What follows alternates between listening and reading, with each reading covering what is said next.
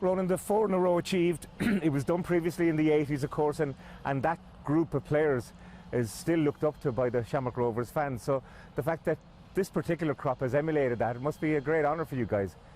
Yeah, it was. As you said, it's a famous group from the 80s. It was an incredible achievement, and for us now to have done something the exact same is something that we're very honoured to have achieved. Yeah, from your own point of view, those players were legends in the 80s. That must mean that you guys are legends too.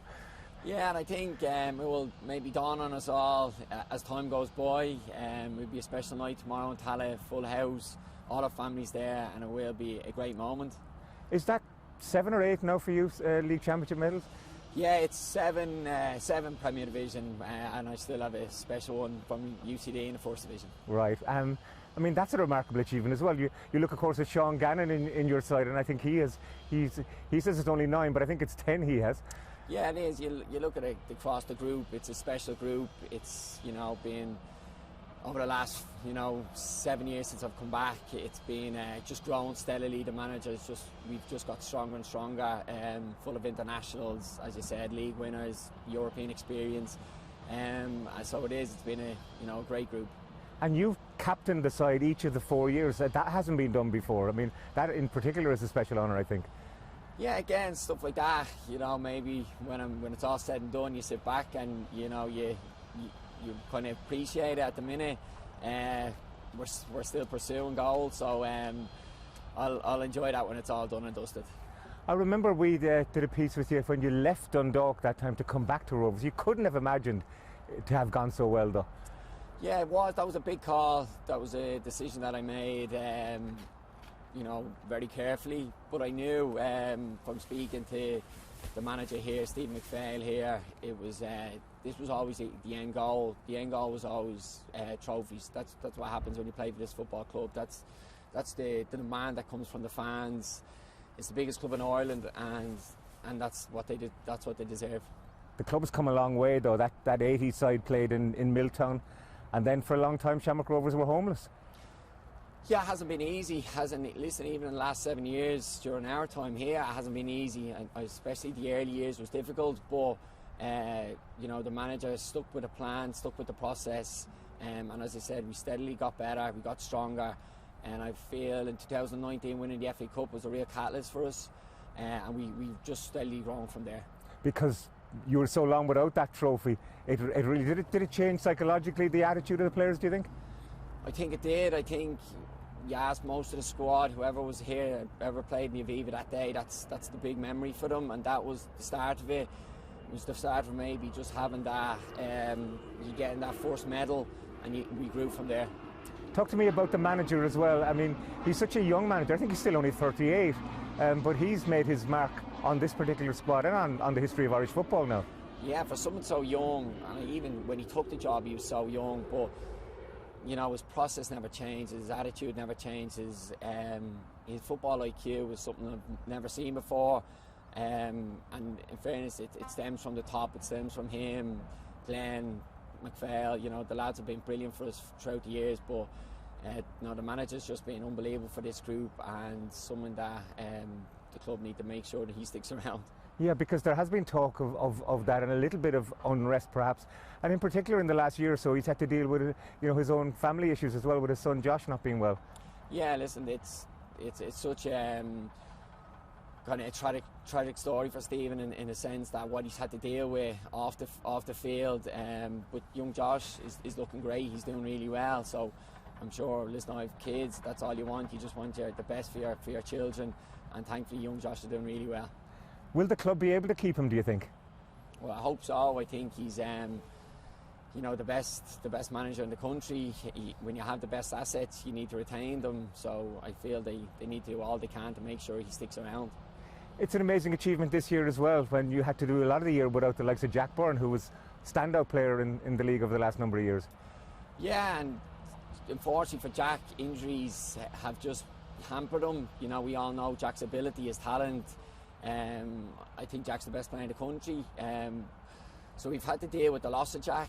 But we've coped with the squad here. I think it's really, again, as I said, the managers, the players that he's brought in has given us every chance and hopefully we'll see Jack again in a Rovers shirt. Of course, goals win games, and up top you've had the likes of Graham Burke and Rory Gaffney who've scored goals at vital times for you. Yeah, the two lads, they've been brilliant. Even Johnny Kenny coming in, Aaron Green.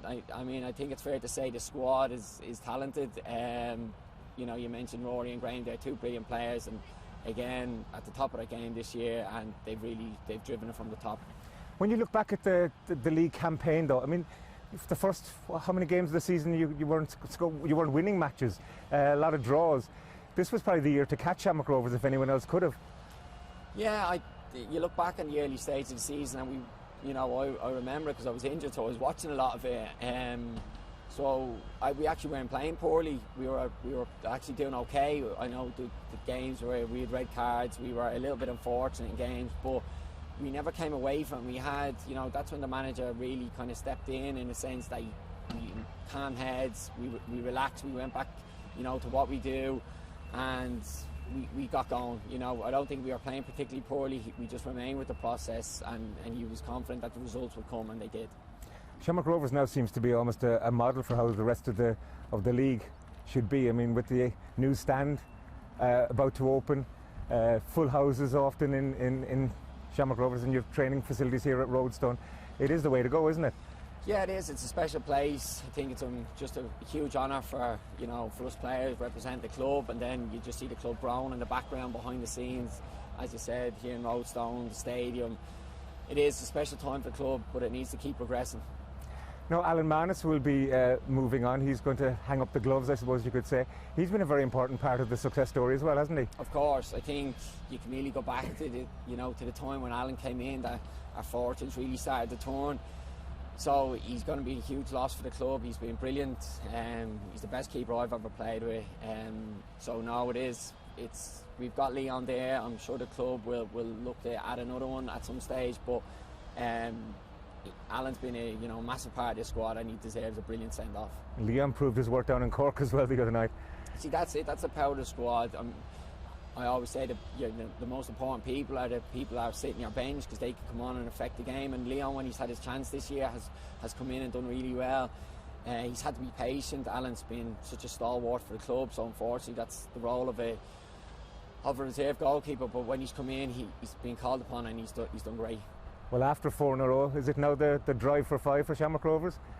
Has to be, yeah. I think that's the ambition of the club. That has to be the ambition at the start of every season. You never look too far ahead, because we always respect our opponents. But as I said earlier, playing for this club, it demands success. The fans demand success. It's the biggest club, and that has to be now the biggest goal is going again next year. From your own point of view, though, you're going to be moving on, not hanging up the boots yet. Tell us about that. Yeah, no, not hanging up the boots. It was a massive decision for me to make, in a sense, to decide to leave.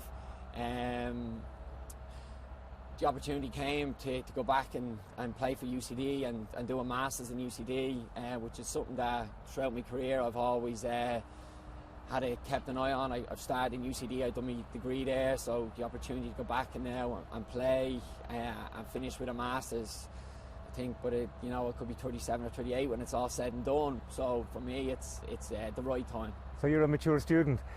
I'm going back as a mature student. I started as an undergrad, I go in now as a postgrad. So no, it's, for me personally, it was an unbelievably big decision to make. You're walking away from the romance of it, the possible 5. But I suppose in every, in all my decisions that I've made in football, you look at foresight, you look at what's coming down the line, and for me, doing this personally was, a big call, but, I think it's the right one. Back to where it all began, really? Yeah, back to where it all began. Of, such fond memories of UCD. Get my degree at the age of, I think it was 20, and coming into the league, and I'm playing for, moving to Fingal, then to Rovers, then to the Dock, and then back to Rovers with massive success. But the opportunity now to finish with UCD and my Masters, is something that I couldn't turn down. Do you think you'll be able to teach those young guys a thing or two about football? Yeah, I think they could be surprised seeing me walk in. I think it's a young dressing room, but it's something that I'm passionate about. I think at certain stages of your career, it's never easy to make these big calls, but for me, it's the right time. When you look back on what's been a marvellous career, though, and you look at the league titles with Dundalk as well, you mentioned cup successes. What would be the best memories for you, the ones that stand out the most? I just don't think we could ever come away from 2019 winning the FAI Cup in front of, close to 40,000 people in the Aviva. It was so long that the club had achieved that FAI success, and I'll never forget it. It was just a special moment. Had my family there, my daughter there, So one of them moments, it's hard to come away from. I think, as I said, then it kicked on. It kicked on for us. We haven't looked back since. And league titles, as I say, with Dundalk and Shamrock Rovers on two separate occasions. And those European nights as well, they were something special, weren't they? Yeah, it was. I've been lucky now. I have to say the teams I've played for have been brilliant. The squads, the managers, everything. So I've been very lucky, been very blessed to have played with such talented players and successful teams. So, I've been very lucky, been lucky with injuries. So now it's something that I don't take for granted. They've had some great nights in Europe, part of some great teams. And maybe another title in your first division title next season? But that's for me, as soon as you walk over the white line, that's just in me, that competitive edge is something that I can never come away from. So now, as soon as it starts all again next season, I'll be ready to go. We wish you the very best of luck, Ronan. Thank you, Tony. Thank you.